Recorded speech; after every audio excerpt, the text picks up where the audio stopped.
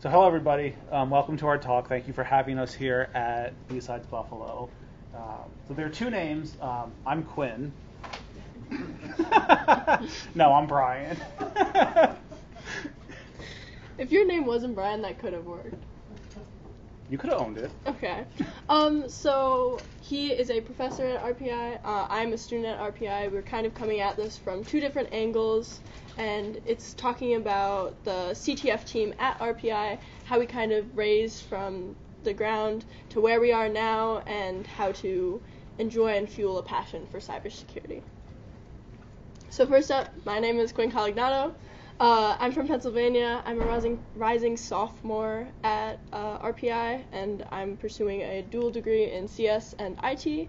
After school, I plan to pursue a career in cybersecurity. That's why I'm here talking to everybody today. And outside of school, I like to read. I like to play with my dog, and yeah. And I'm Brian. I am a professor at RPI. I'm also the director of the cybersecurity research lab at RPI and the sponsor for the CTF team as well. What do I say here? Oh, I say when I grow up, I hope to be half as good at cybersecurity as Quinn is.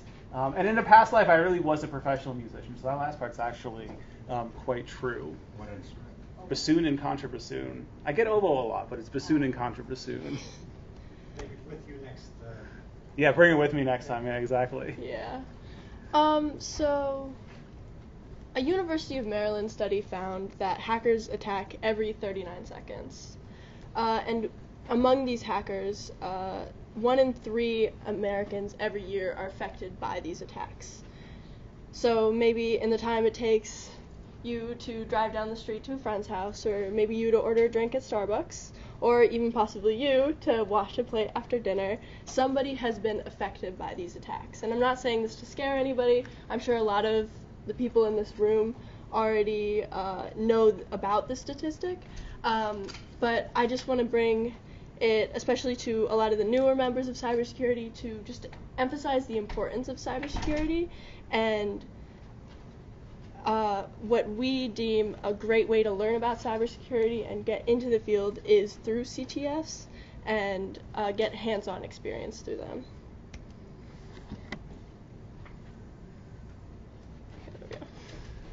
So what we're hoping for you all to take away from this talk is thinking about what a replicable model for cybersecurity excellence using CTFs can look like, both for schools and also for the individual students within those schools. So our agenda for today, we've broken up into 6 parts. So we will talk about what we call the Rensselaer Cybersecurity Collaboratory. Like I mentioned, this is both a research lab at RPI and a CTF team. So who we are, what we do. We'll talk about how we are structured. We'll talk about the different kinds of structure that go into building and maintaining a CTF team at a university. We'll talk about the things that we teach, both what we teach and how we teach it. We will give you kind of our lessons that we learned over the past 2 years, and then we'll draw some conclusions, and then we'll open up to Q&A at the end. All right, so the RCC for short, or the Rensselaer Cybersecurity Collaboratory if we're going to extend it out. Timeline, we started in about spring of 2021. So RPI actually did used to have a CTF team prior called RPISec. And then for a number of reasons, COVID being one of those reasons, they kind of fell into inactivity. And as the security professor on campus, I would email them on occasion saying, hey, I have these students. What are you all doing? I want to send my students to all of your events and your meetings and things like that. So RPISec was a totally student-run club. And I often did not get a response back from them.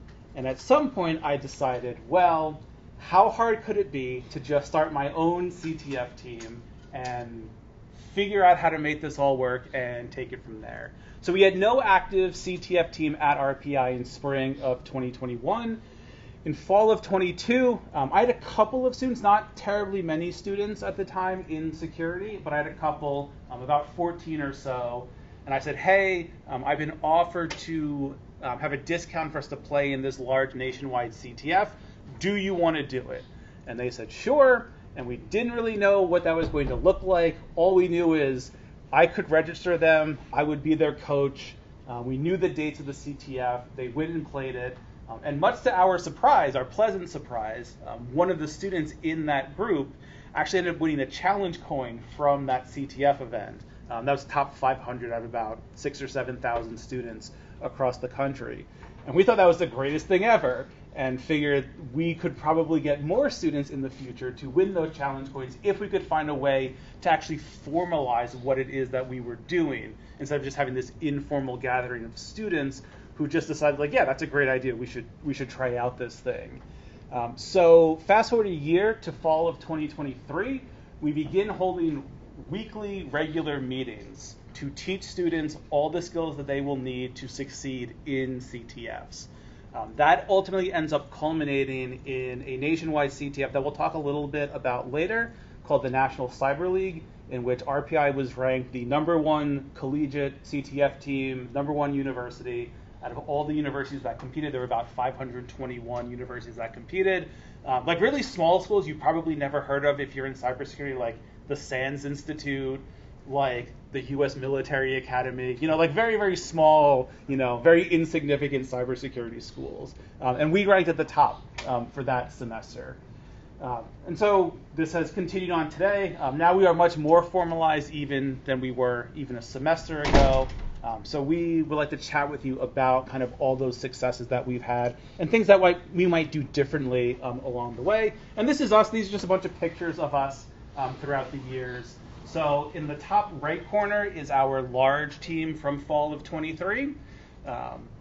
We sometimes have students playing smaller CTFs and small teams kind of self-organized. Those are the two photos on the bottom. Those are our CyberSeed, I think they were, CyberSeed teams from this year. In the top left corner is some of our research groups, particularly the students who do quantum computing and quantum security research with me, which we'll also talk about a little bit at the end of the talk. So this is us. I just thought it'd be nice to shout everybody out and show you who we are and what we all look like. So in each of the slides, you can see our little logo on the top right for you guys. In a little print below the RCC, you can't see it up there, but our motto is inspire, defend, and secure. So first up, inspire, we really try and engage members of the community, especially around campus. We're lucky to be at a very technology-centered school, and so we put up flyers, we have introductory CTFs to really engage people all around campus, and it just to inspire as much newcomers as possible. I was one of those newcomers. I still consider myself relatively new, obviously, and I can just attest to how much the inspiring really works at our campus and how we structure it. And the first part of our motto just is very good for everybody around campus. And then next up is defend, so that's actually learning these skills to defend through lectures, which we will get into the structure of the RCC a little bit later, and then our hands-on experiences through CTFs, and then secure, we want to prepare our students for the workforce and to overall create a more secure cybersecurity kind of world. And one of the nice things about the secure part of our motto is we don't actually wait for them to go off into the world. We actually partner with our IT services. We call them .cio. They're like our actual help desk and IT services people. So our students, before they even graduate, are doing things like pen testing our club websites for vulnerabilities. They are doing things like making posters and other things for security awareness around campus that get posted around campus in our CCTVs around campus. So they're doing a lot of those secure things as part of their education in the campus community before they even leave us and go off into the world. So next up, kind of like I said before, how we are structured. So what I think is important for anyone who is looking to start a CTF team, whether it's on campus or just among a group of friends, is to have some sort of regular structure. So since we're on campus, We follow the weekly schedule of classes and all the other events at school, but there is something for students to look forward to every single day with the RCC. Most of those things revolve around the CTF team or other events or other things that we do that are connected to the CTF team. So on Mondays and Thursdays are usually when I am teaching InfoSec classes. Almost everyone who plays on the CTF team eventually ends up coming to one of my classes. Usually they take a lot more than just one of my classes. Monday afternoons we reserve for one of our research teams, particularly the quantum research team. If we're allowed to say we have a day off, Tuesday would usually be our quote-unquote day off, but we still oftentimes do find things to do.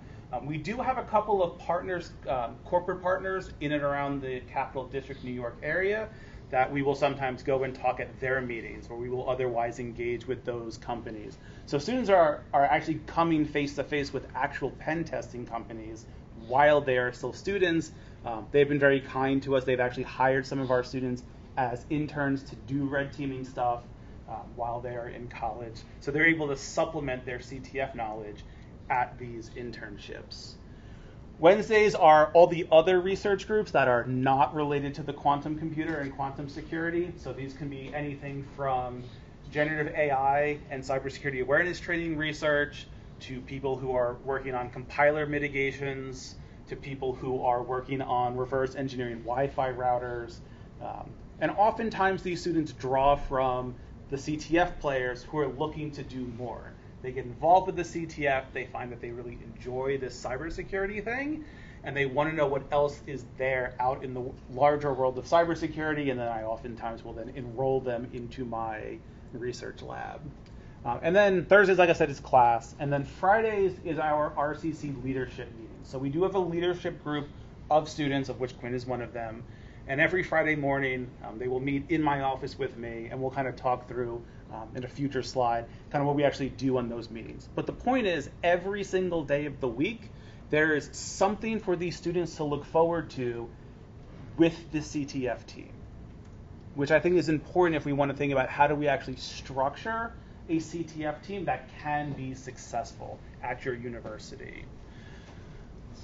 Another thing to think about when we're thinking about structure is there's a number of different ways that we can think about structure. So there may be like the literal structure that we just talked about, this idea of regularity, predictability, planning, group visibility, all that boring organizational stuff, which is important, which a lot of people don't think about when thinking about CTFs. Someone has got to organize those CTFs. Teams have to organize themselves to go play in those CTFs, right? So don't discount the importance of that kind of non-sitting at your computer typing away at the challenge. But there's also leadership. I tend to think of leadership as individual visibility, where structure might be group visibility. I think of it in terms of something like pushing your ed space, this idea of putting students, putting yourselves in this position where you don't feel totally comfortable, but you also don't feel totally panicked. Right? That's usually the place where like actual learning ends up happening. Also continuity. A thing that's just a reality about universities is while I might end up staying for a really, really long time, they all leave me after 4 to 5 years, right? So we're always thinking about how that we are going to replace and think about fostering the next generation of our leadership and the next generation of our players. And then soft, I put soft in quotation marks. We can debate if we like the term or not, but the reality is, right, the ability to communicate, right, the ability to talk to other people about what you do, the ability to lead, all those things that are not quote unquote technical, and yet are still critically important to a successful career in cybersecurity, is a thing that you can use your CTF team to help hone in your students. And then lastly is sponsorship. Money, of course, is the big thing. But there's also time, right? It takes time to learn these things. It takes time to coach students. Encouragement, listening, healthy pushing, which I think ultimately, for me, produces really lasting relationships with my students. Like I have students who leave and like 5-10 years will still email me asking questions as if they've like never left the university. Something that's really important for me in terms of sponsorship is I'm never secretive about it. So most of this stuff is funded through grants, and I will tell them if I'm applying for a grant. I will tell them if I win. I will tell them if I lose. So they always feel like they have ownership about the direction that our CTF team is going in. So how the RCC is structured, it is very student-run. It's taught by around 5 kind of passionate student lecturers and officers who rotate teaching during each of the meetings. Depending, we kind of have a structure where at the beginning of the semester we kind of decide what topics we want to teach, and then from there, closer to the date, we decide who exactly is teaching them. We first initially introduce the topic, we show an example of what we are doing, and then we allow students to practice on their own to get them ready for CTFs that we practice. Obviously, the hands-on experience is a very important aspect of the RCC so that they can gain valuable experience. So in terms of visibility, so one thing that we are very aggressive about is postering. We put posters all over campus all the time. It is pretty hard to walk around RPI's campus and not see posters inviting students to come play in CTF tournaments with us. Every week, every day at RPI, we have this thing called Morning Mail, which is an email blast that goes to all faculty, staff, and students. And every Wednesday, the day of our CTF team meetings, there will be a blurb that says, come join the CTF team, no experience needed. If you're a new person, we especially want you to come out and play with us. So visibility is all those things that is a positive reinforcement of the group. It's never like internal personalized bragging.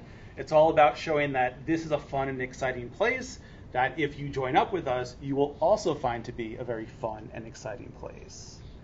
There's an interesting story about, so the NCL, which we'll talk about in a little bit, the end of this past season, there was a student who had posted to their Discord about how upset they were that their professor is going to get all this credit for how well the student did, despite the fact that the student had literally never met their faculty coach ever, had never come to anything, had never done anything.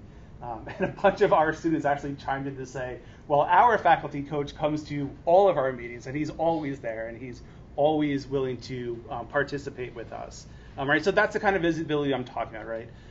Not necessarily like self-bragging, but making sure that everyone knows that we are this welcoming and open space, and everyone can come and join us. Other ways you can do visibility, we do have a LinkedIn page. We post pretty much everything we do on our LinkedIn page. Down the bottom, that's that morning mail thing I was talking about. So every single Wednesday, that goes to every single student's inbox. So students quite literally can't go even a week without having something about the RCC being put in front of them. And then we also have an Instagram that also is pretty popular. RPI likes to post about all of our successes as well. So how the RCC is actually led. So like I said, we have a weekly leadership meeting every Friday. Students will hang out in my office. We will talk about what things we actually have to teach for the remainder of the semester. So we actually will schedule out all of the topics that we want to cover over the course of the semester. We will talk about who is teaching what particular thing each week. Some students end up specializing in certain categories, and they are just better suited to teach certain things versus others. We will also work together on designing our teaching tools. So we will work together on the slides. We will work together on whatever other hands-on teaching tools that we plan to be using over the coming weeks. For the moment, leadership is usually either I will recognize emerging leadership among the younger students, or sometimes it's nominated to me by the current leadership.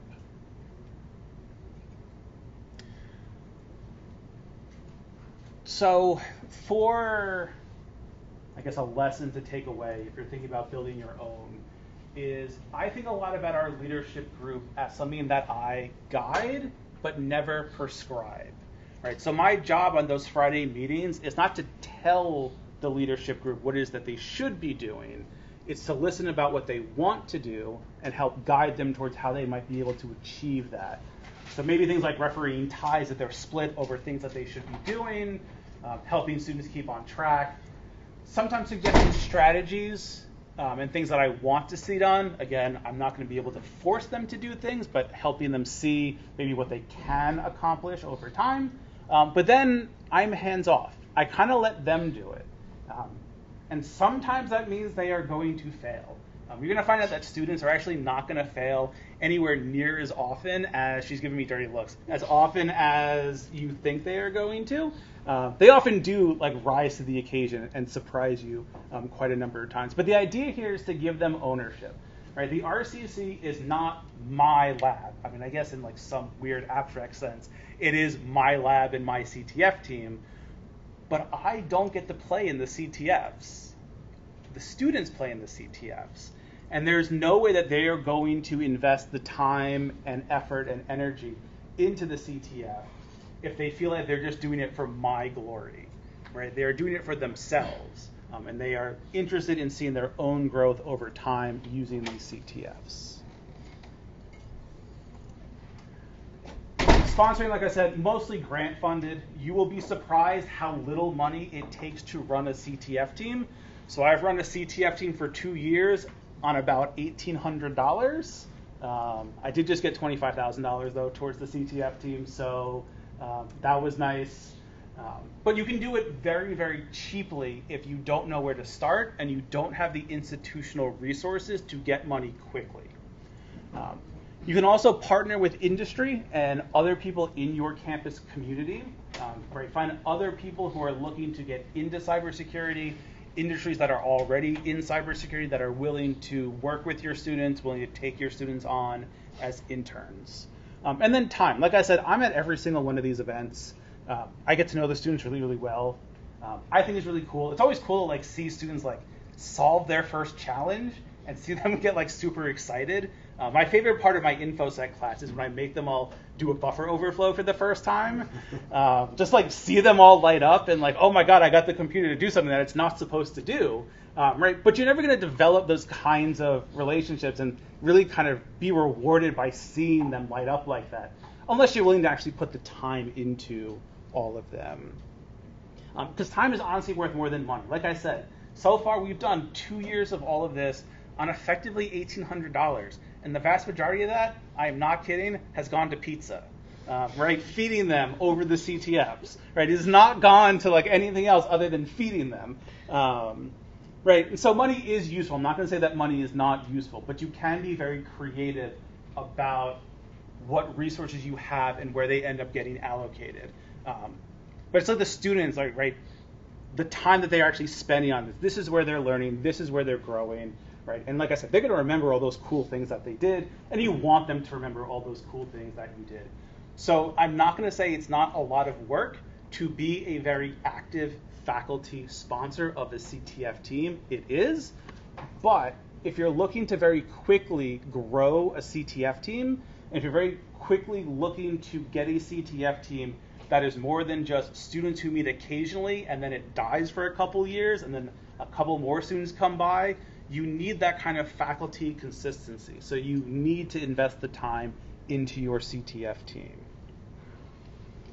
All right, so we'll talk a little bit about what we teach and how we teach it. So our big CTF is the National Cyber League, or the NCL for short. I like it because you get 2 events per semester. You get an individual game and a team game. It's a really good broad array of skills. Like if you have no idea where to start with CTFs, the NCL is actually a pretty good place to start because not only do they cover a huge amount of real world cybersecurity tasks, they will literally teach you everything you need to know to do well in the CTF. They have a gym that usually opens like at the very beginning of the semester, like January and August, and it's open for the whole semester. And they will teach you every single skill that you need to be successful in doing actual competitions. They usually also have a practice game the week before the 2 main tournaments, so that students can really hone their skills. And those practice games are usually much closer in difficulty to the real thing than they call it the gym, the practice stuff earlier on. And as one of those new students, I definitely can see the importance of the NCL and how approachable it is. These are the 8 kind of categories. Sometimes they switch a little bit, but these are the main 8 categories that we teach that kind of through the NCL's platform, and we kind of take what the categories they already have available and we break them up. Every week we teach either this topic specifically or subcategories within this topic. And for the new people, open source intelligence, basically just publicly available information and kind of being able to deep dive into a certain subject. Exploitation and enumeration, hacking into computer programs / making them behave in a way that they weren't supposed to initially. Web application security, exploiting servers that run on the web or a network. Forensics, kind of finding clues to reconstruct hacks, or finding clues to reconstruct attacks, so kind of like what we do forensics crime-wise and like a regular crime lab, very similar to that but on your computer. Cryptography, the science of obscuring data so it can only be read by the intended user, but then we kind of exploiting this obscuration of data. Scanning, this is analyzing network ports and services that they are running on for weaknesses. Log analysis, this is reading the outputs of different services on your servers to see if there's anything unexpected or any malicious hardware. Password cracking, analyzing passwords to see what the hash that they might have are, and then using brute force programs to attack them. So as newbies, there are a lot to learn. One of the other things that's nice about the NCL is that, like I said, it's very, very approachable. However, it is still very challenging for your experienced students. Like, they almost never have anyone who solves all the challenges in a tournament. So there's still something for even your very experienced students to get out of something like the NCL. So we focus it on part just because it's really well timed for our semester. Their main tournaments are like the last 2 or 3 weeks of our semester, so we kind of build up over the course of the semester to this culminating experience. It allows us to bring in new players every semester. I make everyone in my InfoSec course sign up for it, and they have to play in it as part of their grade. So, right, anyone takes an InfoSec course with me, they have to learn CTF skills, they have to play in a CTF. It is part of their grade. But it allows us to bring in new players. Every single semester, without fail, I will have students come up to me who have never taken a cybersecurity course before and say to me something like, I'm so glad I took this course. I really wish I knew about CTFs before my very final semester in college, because now I'm going off into the workforce and I could have been doing this for years, but I only did this once, and that's going to have to be good enough. But focus doesn't mean exclusion, right? So we focus on one CTF, but students are allowed to play in as many CTFs as we want. We end up playing about 10 or so CTF tournaments every year across both semesters. Usually small groups of students will come to me and say, hey, I want to play in this thing. I'll say, great. Is it free? If so, go for it.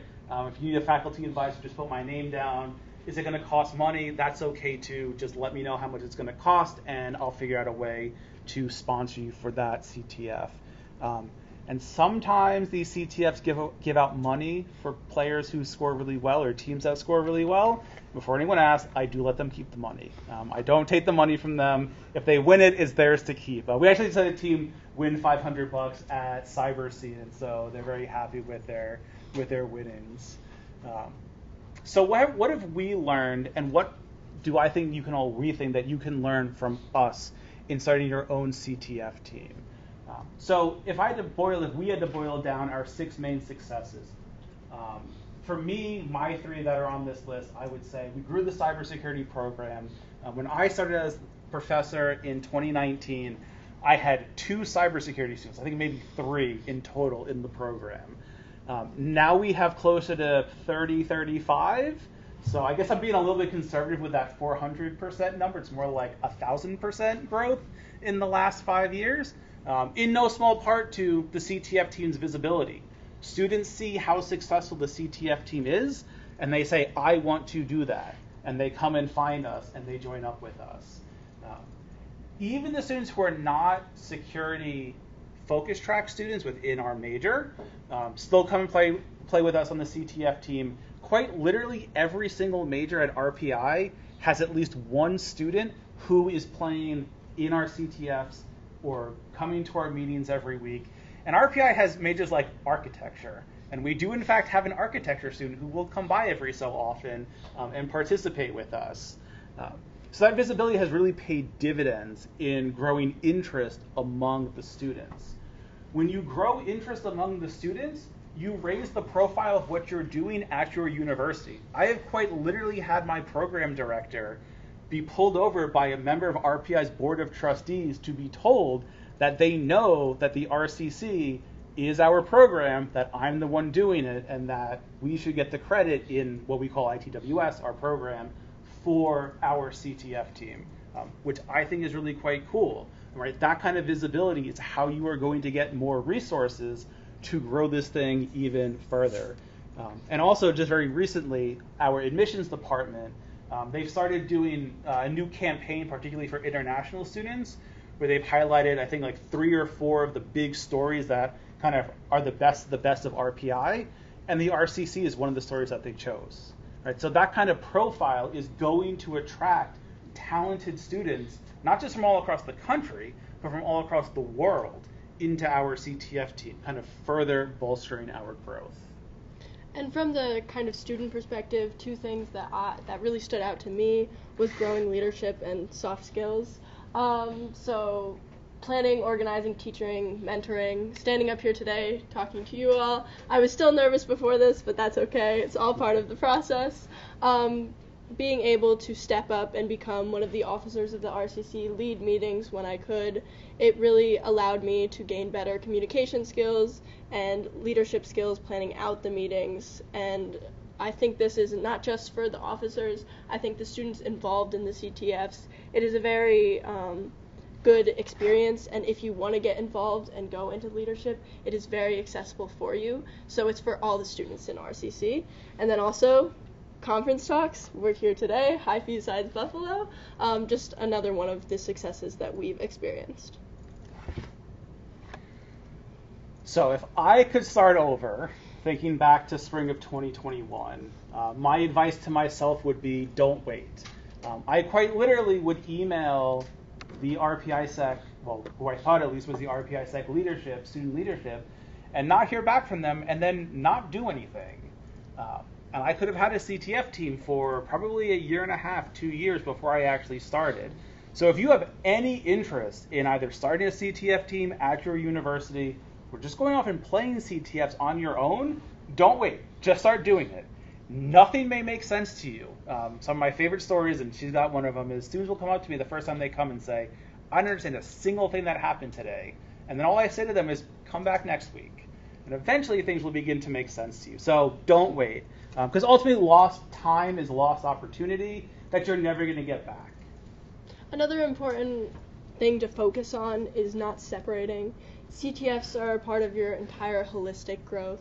You don't want to say, oh, I'm doing cybersecurity, I'm getting my exam, and I'm practicing for it, but, oh, CTFs are different. CTFs are part of your entire growth as a human and as someone with a passion in cybersecurity, so you should bring them into all aspects of what we're doing. Kind of like the RCC, we are a cybersecurity and CTF team. However, we also do research. We're also having students doing pen testing and other avenues of cybersecurity, so it's important that they are focusing on more and are a part of your entire growth.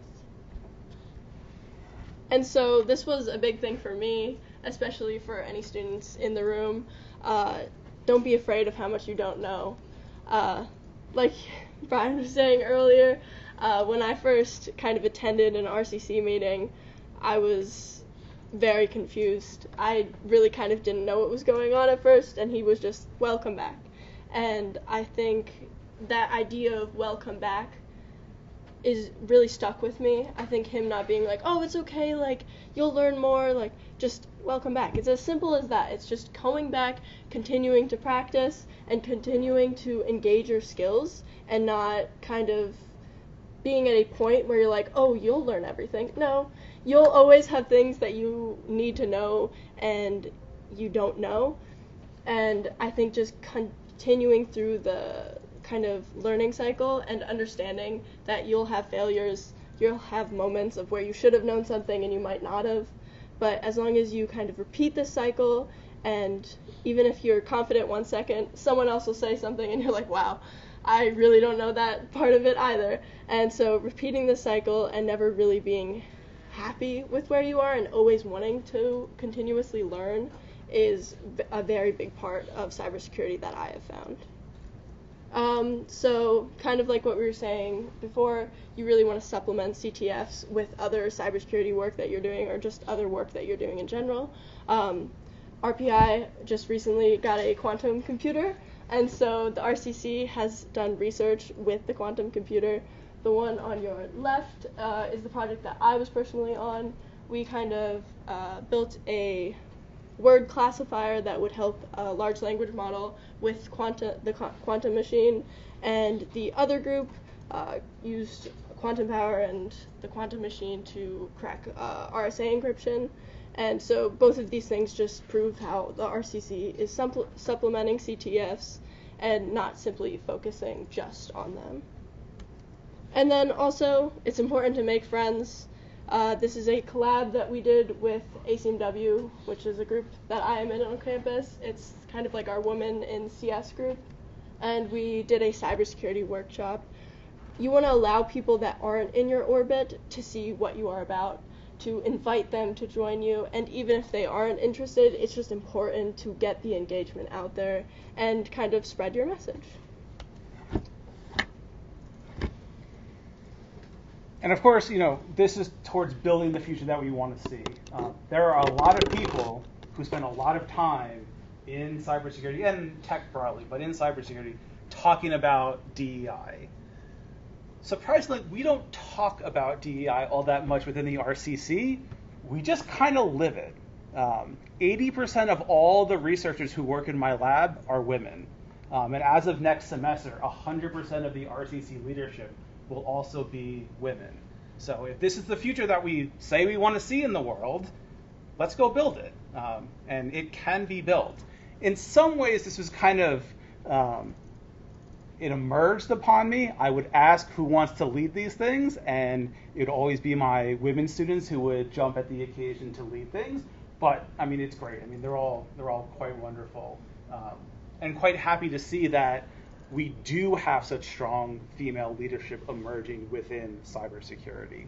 I know as a student, I kind of didn't realize that there was even a disparity in cybersecurity at first when I joined RPI because of these statistics exactly. Kind of when I got more talking about it more with Brian, I realized that there needs to be more represented people within cybersecurity, but the fact that students going into it don't even need to have that barrier, I think is very important.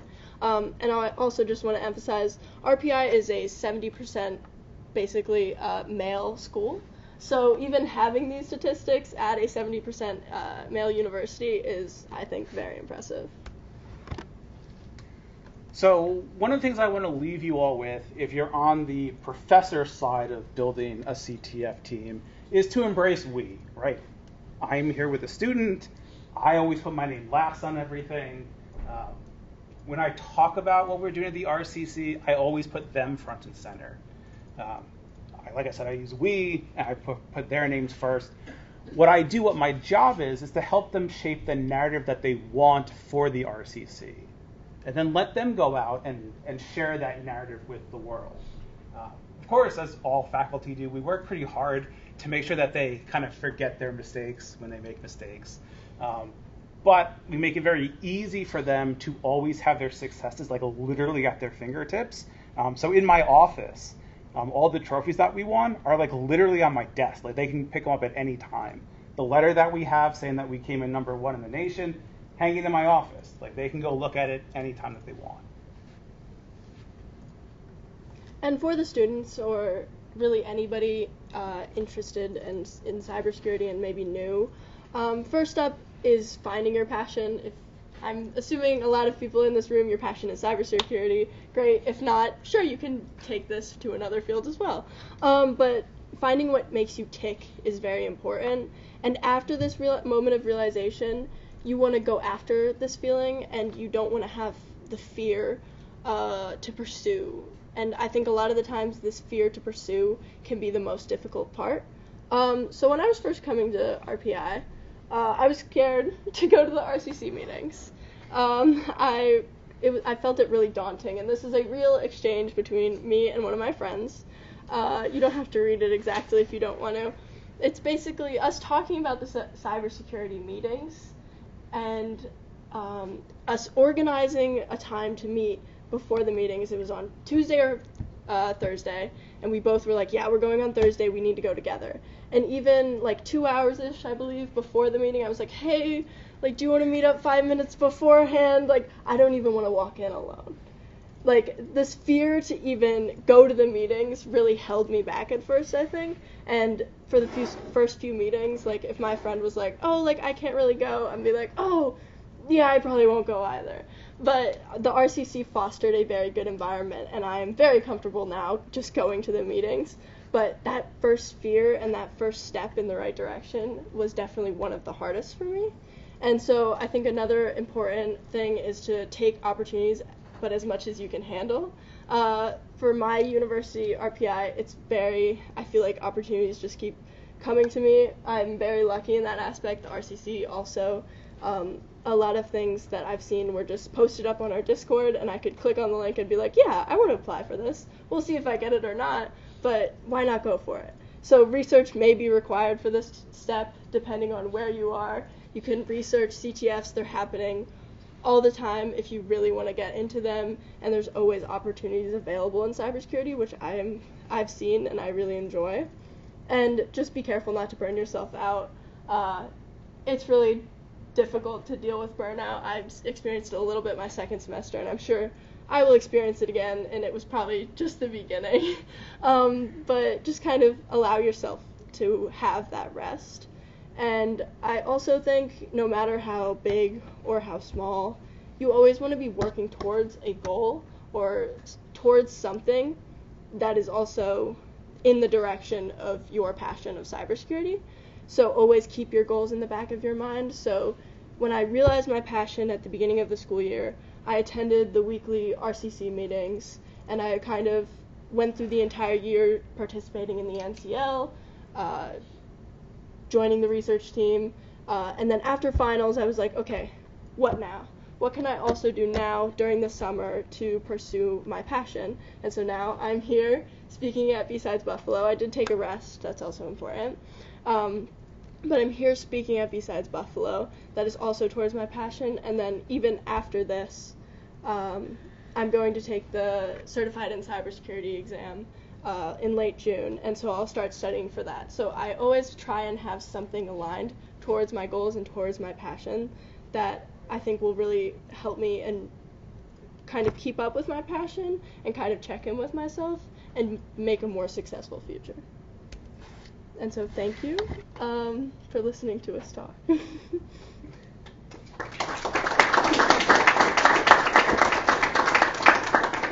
We have a little bit of time, so we're happy to take any questions that people might have. Yes? So a lot of this is around students and people that are getting into it, but I happen to work at a company. We're trying to build out a cyber champion program, and this seems like a great way to try to similarly encourage people to get more involved in cybersecurity. Obviously, like, this is a work environment, like there's no curriculum, things like that. What type of things have you found that might be able to transition into that work in people in the CTFs? Yeah, so I guess you don't have the regular schedule of a semester to go through. But one of the nice things about CTFs is they're literally going on all the time. Like, you can go to ctftime.org. I guarantee you there's going to be a dozen of them that are starting tomorrow. I would say for the work environment, so is there someone who can, I suppose, not be a champion, but a champion of the champions almost, right? Someone who can be the point person who is going to say, okay, I'm going to clear away the work hurdles for these people to get these skills. And right, whatever that's going to take, right, that could be complicated depending on where you work. I'm not going to take that away from you at all. But finding some institutionalized apparatus and structure to see that upskilling happen. I think that's really kind of what was the single most successful thing here, and I don't think it's unique to the university setting. Maybe it's easier at the university setting, but it's not unique. It just required us to figure out what structure was going to best allow us to get them in front of a CTF.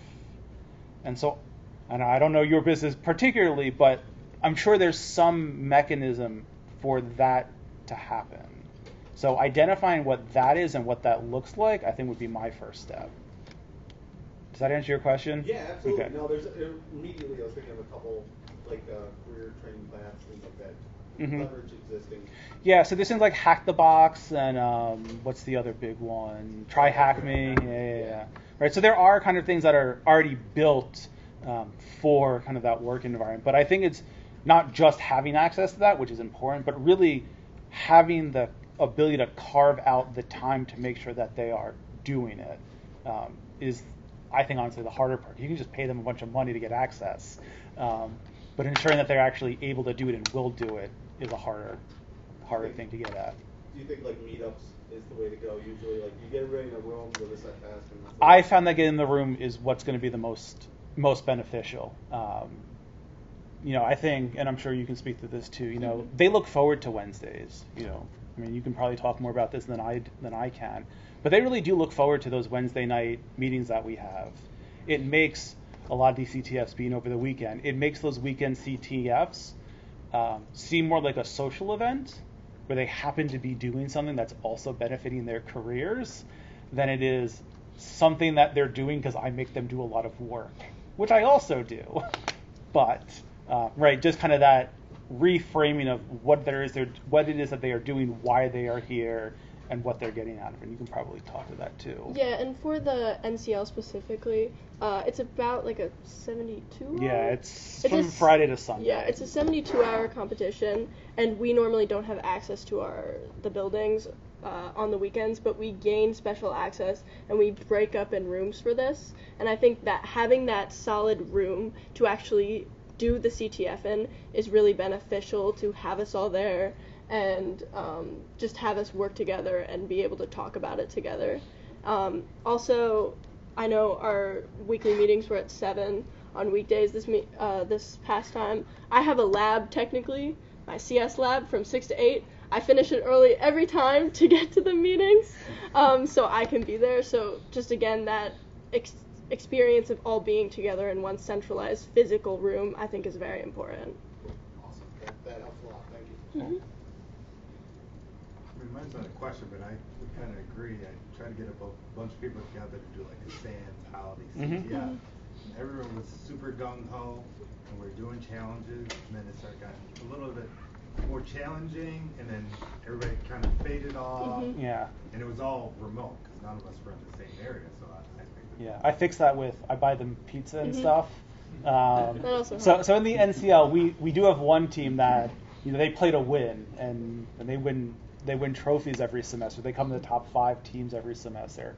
And if you're looking for me that weekend, I'm probably in whatever room they're in, sitting there telling them, well, your score's not high enough to win a trophy. So, what are we doing? Come on.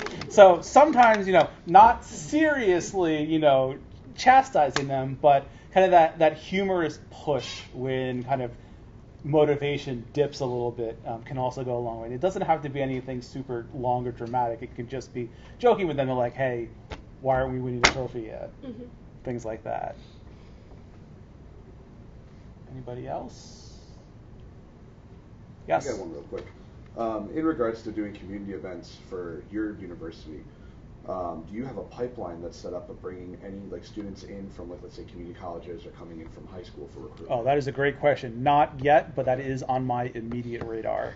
The reason why I ask that is because I teach at a local community college now down in Maryland, and I've built a cyber team there. I've hosted competitions there, and we have a recruitment pipeline set up where when the students graduate, they will either go to a 4-year university and compete with their cyber team there. So I didn't know if that was something you were looking to be. Yeah, that is very much on my radar. So RPI is actually situated literally right next to Detroit High School. Okay. So we have a large high school right there, and our local community college HVCC is maybe 10 minutes away, and fairly large. So yes, I kind of want to figure out how to make that pipeline happen towards us. And RPI as a university has already started partnering with HVCC, the local community college, so I think it would be relatively easy for us to. Yeah, for example, we establish now have like a partnership. chip manufacturing major that's split between the two. There's lots of chip fabs coming to the Capital District, things like that. Awesome. Really cool. One question I have for you then, what is your favorite category that you like to compete in for the NCL? Oh, interesting. I can tell you, I can pull up my phone, I can tell you which one you've done best in. Oh, don't do that. Don't do that. Don't put on the spot. The one I've recently learned more about, like the collab that I threw up a little bit, was password cracking. I don't know if it's definitely my favorite because it's just kind of sitting there waiting for it to work, and kind of waiting for the brute force to go through. But I also really enjoy just kind of the journey of OSN is always fun, and kind of I also kind of think that cryptography is also kind of a journey, so I'll give you those three. I don't have a favorite. Any other questions? Well, if not, thank you for coming. Enjoy the rest of your time here.